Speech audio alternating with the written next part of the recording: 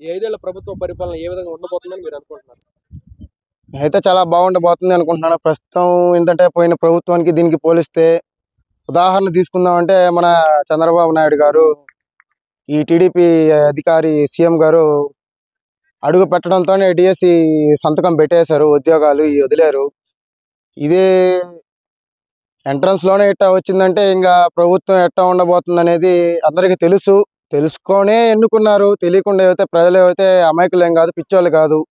అంటే డెవలప్మెంట్ పరంగా ఇంకా ఎలాంటివి మార్పులు చేర్పులు రాబోతున్నాయి? డెవలప్మెంట్ అభివృద్ధి అభివృద్ధి అయితే నాకు తెలిసినంత వరకు పాత ప్రభుత్వంలో అయితే అభివృద్ధి ఏం లేదు. నాకు తెలిసినంత వరకు మన ఈ టీడీపీ నాయకులు ఎవరైతే ఏలు పెట్టారో అవి మాత్రమే చేశారు. కానీ వాళ్ళు సొంతంగా అయితే నాకు తెలిసినంత వరకు ఏమి యొక్క నుడా పరిస్థితి కానీ ఏదైనా మొత్తం వాళ్ళే చేశారు.